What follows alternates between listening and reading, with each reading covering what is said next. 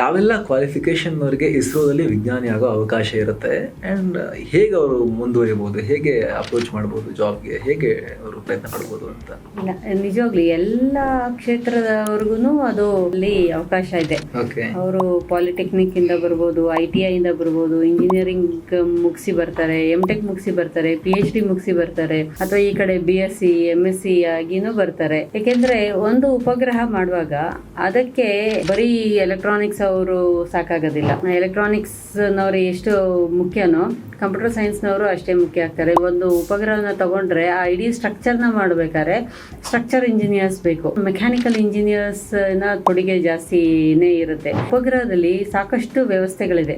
Control system, ನಿಮಗೆ electronics ಅವ್ರು ಬೇಕು, ಆ ಇಡೀ ಪ್ರೋಗ್ರಾಮಿಂಗ್ ಮಾಡ್ಲಿಕ್ಕೆ ಕಂಪ್ಯೂಟರ್ ಸೈನ್ಸ್ ಅವ್ರು ಬೇಕಾಗುತ್ತೆ.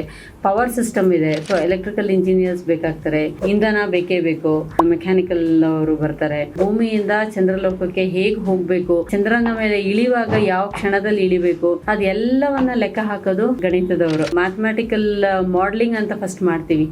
ಗಣಿತದಲ್ಲಿ MSc PhD ಮಾಡಿರೋರಿಗೆ ಅಷ್ಟೇ ಒಳ್ಳೆ ಅವಕಾಶ ಇದೆ.